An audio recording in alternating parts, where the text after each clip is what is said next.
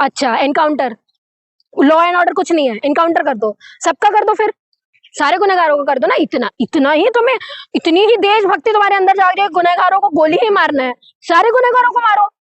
फिर पालम की जो घटना हुई है उसके भी गुनहगार जो ब्राह्मण है उनको भी मार देना चाहिए था। ठीक है, रीवा में जो घटना हुई थी यादव के साथ में, आपको पता होगा, चोटी उखाड़ दी थी, उसको भी गोली से उड़ा देना चाहिए था।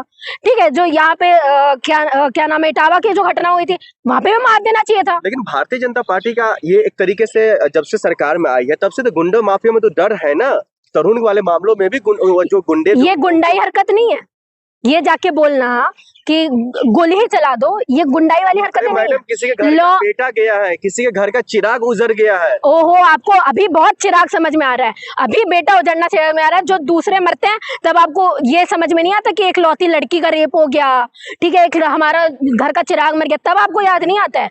क्यों चिराग याद आ रहे हैं? क्योंकि अरे उत्तम नगर में तो मुसलमान था ना, अब हम क्या करें, हमको तो बताना है ना। घर पे बुलडोजर भी चला, 3 मंजिला घर पे बुलडोजर चला, उन लोगों में डर है। कमाल की बात है कि वहां बुलडोजर चल गया, पर जौनपुर में अभी तक बुलडोजर नहीं चला। वहां पे चीखते चीखते bus driver sir, bus driver, घर में कमाने वाला कोई नहीं, बेटी है उनकी, अब बताइए वो कहाँ कहाँ भटकेंगे।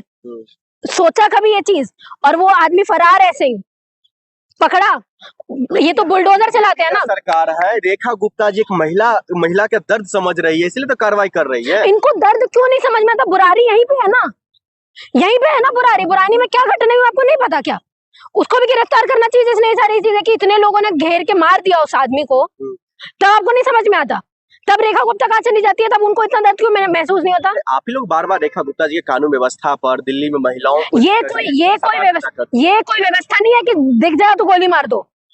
लॉ एंड ऑर्डर है, तुमको बिठाया इसलिए कि तुम एक अच्छा डिसीजन लो। डिसीजन ये, जिन रेपिस्टों को मारने की बात करते हैं उनको तो जिंदा छोड़ रहे हो तुम यार, पैरोल पे पैरोल दिए जा रहे हो ऐसे लोगों को तुम, और तुम ये बात कर रहे हो कि हम लॉ एंड ऑर्डर बहुत अच्छे से फॉलो कर रहे हैं। दिल्ली पुलिस से संभल नहीं रहा है क्रिमिनल, कुछ नहीं संभल रहा है, ना यूपी में उनसे क्रिमिनल संभल रहे हैं, ना यहाँ पे क्रिमिनल संभल रहा है।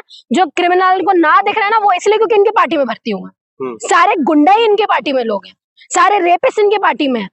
तो आप इनसे क्या उम्मीद करोगे कि इनसे ये संभालेंगे? कुछ नहीं संभालने वाले। लेकिन भारतीय जनता पार्टी लगातार गुंडे, माफिया या फिर जो उपद्रवी लोग हैं उनको तो कभी बकसते नहीं है, छोड़ते नहीं है। अच्छा, छोड़ते नहीं है? तो कुलदीप सिंह सेंगर कौन है? तो उनको पार्टी से निकाला कि नहीं निकाला? नहीं तो सपोर्ट किसने किया फिर? पूरी यूपी के गवर्नमेंट सपोर्ट में आई, पूरी सेंट्रल गवर्नमेंट सपोर्ट में आई, किस लिए आई? तो और ये जो उत्तराखंड में हुआ उनके साथ में, जो लड़की के साथ में, अंकिता भंडारी के साथ में, आप बताइए उनके रेपिस्टों का क्या हुआ? अब वो भी छोड़ो, अभी बिहार में नीट की छात्रा के साथ में जो हुआ, क्या बोला गया? बीजेपी के नेता का बेटा है। अब तो सीधा सीधा ये चीज बोली जा रही है कि नीतीश कुमार के बेटे हैं। तो क्या किया जा रहा है? लेकिन फिर भी पूरे देश भर में अगर देखा जाए या खासतौर पर दिल्ली का देखा जाए तो यहाँ पर तो सीधा गृह मंत्रालय अमित शाह जी के अंदर आता है। तो क्यों नहीं काम कर रही है आपकी पुलिस? फिर क्यों नहीं काम कर रही? कर देनी चाहिए थी ना। आपने उत्तम नगर बहुत अच्छा, बहुत बढ़िया, बहुत अच्छा काम किया। बुरारी में करके दिखाओ, जौनपुर में करके दिखाओ, पालम में करके दिखाओ। तो परिवार को भी भरोसा नहीं है यहाँ के संस्थानों पर। वो कह रहे सीबीआई जैसे जांच होनी चाहिए, उच्च स्तरीय जांच होनी चाहिए। हाँ, होनी चाहिए, बिल्कुल होनी चाहिए।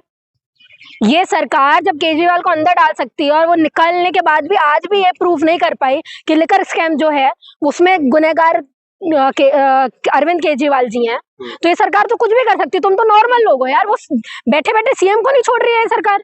तो आपको क्या लगता है आप कहीं खड़े हो इन सब के सोचलों में, ये सारे क्यों में? बिल्कुल नहीं। अगर आपको लग रहा है आपके काम के लिए बात करने वाली सरकार, तो आप ढूंढो। और वो जो उत्तम नगर में जो हो रहा है ना, जिन हिंदू के बात किए जा रहे हैं, वो आप इसलिए क्योंकि उनके प्रोपेगेंडा का हिस्सा हो आप, इसलिए आपके दर्द समझा जा रहा है। ठीक है, अंदर जाके आप उनसे बात करोगे ना, तब उनको समझ में आएगा कि नफरत इनको अपने लोगों के लिए भी कितनी है। उनको बस चाहिए सत्ता की लालच, बस यही बात है और कोई बात नहीं।